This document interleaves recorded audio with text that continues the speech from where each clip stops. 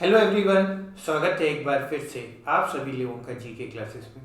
आज के इस वीडियो में हम लाइट की रे प्रॉपर्टीज़ के बारे में पढ़ेंगे और देखेंगे कि हम लाइट को क्यों एज ए रे कंसीडर कर सकते हैं। इसके अलावा हम लाइट का प्लेन मिरर से रिफ्लेक्शन भी पढ़ेंगे।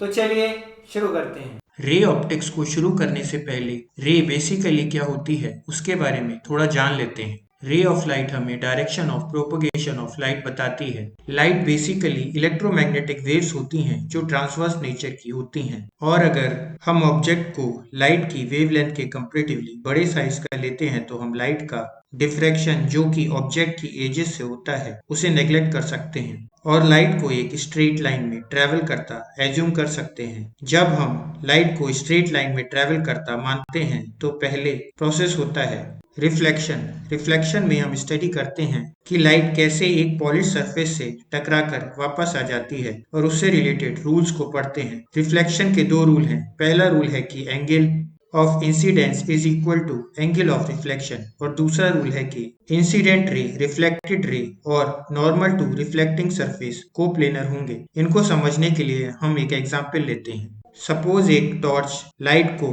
एमिट कर रही है और ये लाइट फाइनली मिरर पर स्ट्राइक कर रही है।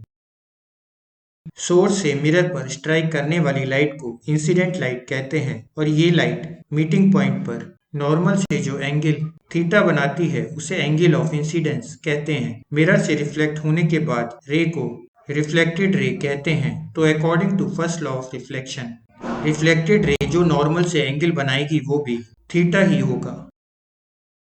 चलिए अब सेकेंड लॉ ऑफ रिफ्लेक्शन देखते हैं। इस लॉ के according incident ray from the source, reflected ray from the mirror और नॉर्मल सेम प्लेन में होंगी। मतलब ये तीनों पेपर के ही प्लेन में होंगे। ऐसा पॉसिबल नहीं है रिफ्लेक्टेड रे नॉर्मल और इंसिडेंट प्लेन की बजाय दूसरे प्लेन में हो। मतलब अगर इंसिडेंट रे और नॉर्मल प्लेन ऑफ पेपर में है तो रिफ्लेक्टेड रे भी प्लेन ऑफ पेपर में ही होगी। अभी हमने लाइट का रिफ्लेक्शन फ्रॉम प्लेन मिरर पढ़ा। अब हम देखेंगे कि किसी पॉइंट सोर्स को कैसे ट्रैक कर सकते हैं। सपोज एक ऑब्जेक्ट एस है जो सब डायरेक्शन में रेज एमिट कर रहा है और उससे एमिट होने वाली दो रेज को बैक ट्रैक करके हम ऑब्जेक्ट को लोकेट कर सकते हैं। अब ऐसा कैसे कर सकते हैं वो समझते हैं। हम देखते हैं कि कोई सी भी दो सेम कलर की रेज का इंटरसेक्शन पॉइंट हमें ऑब्जेक्ट बताता है। तो इस तरह हम कोई सी भी दो रेज को चूज करके ऑब्जेक्ट को लोकेट कर सकते हैं और ऑब्जेक्ट से एमिट होने वाली दो रेज उसकी इमेज ट्रेसिंग के लिए सफिशिएंट हैं। अब सपोज हम दो रेज 1 और 2 जो ब्लैक कलर में मार्क हैं उन्हें चूज करते हैं और उनके पाथ को ट्रैक करते हैं जब वो मिरर पर फॉल कर रही हैं। तो फर्स्ट लॉ के according angle of incident angle of reflection के बराबर होता है। अब क्योंकि रे 1 के लिए एंगल ऑफ इंसिडेंस थीटा है तो एंगल ऑफ रिफ्लेक्शन भी थीटा है। रे 2 के लिए एंगल ऑफ इंसिडेंस 90 डिग्री है तो एंगल ऑफ रिफ्लेक्शन भी 90 डिग्री होगा।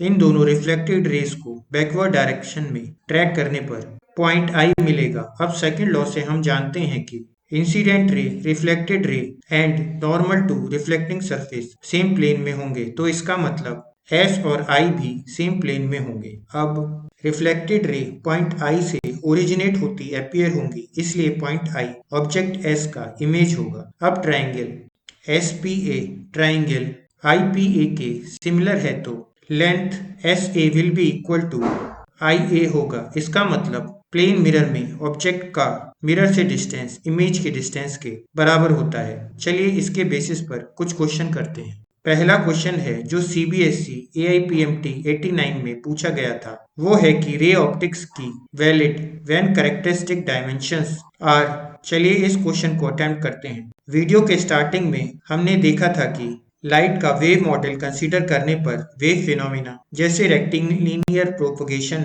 रिफ्लेक्शन, रिफ्रैक्शन एटसेट्रा होते हैं। लाइट के रे मॉडल कंसीडर करने के लिए हम एज्यूम करते हैं कि लाइट का वेवलेंथ बहुत स्मॉल है, इसलिए इस क्वेश्चन का सही ऑप्शन डी है। दूसरा क्वेश्चन है कि a point source of light is placed in front of a plane mirror, और कुछ ऑप्शन दिए हैं। चलिए इस क्वेश्चन को देखते हैं। सपोज एक point source S plane mirror के सामने रखा है तो सोर्स से एमिट होकर मिरर पर पड़ने के बाद लाइट रेज रिफ्लेक्ट होकर पॉइंट आई से आती हुई अपीयर होंगी, इसलिए पॉइंट आई ऑब्जेक्ट का वर्चुअल इमेज होगा। तो इस क्वेश्चन का सही आंसर है कि reflected rays should meet at a point when produce backward, जो कि ऑप्शन ए है, इसलिए ऑप्शन ए करेक्ट है। आज के लिए बस इतना ही। मिलेंगे आपसे नेक्स्ट वीडियो में। तब तक के लिए जय हिंद, जय भारत।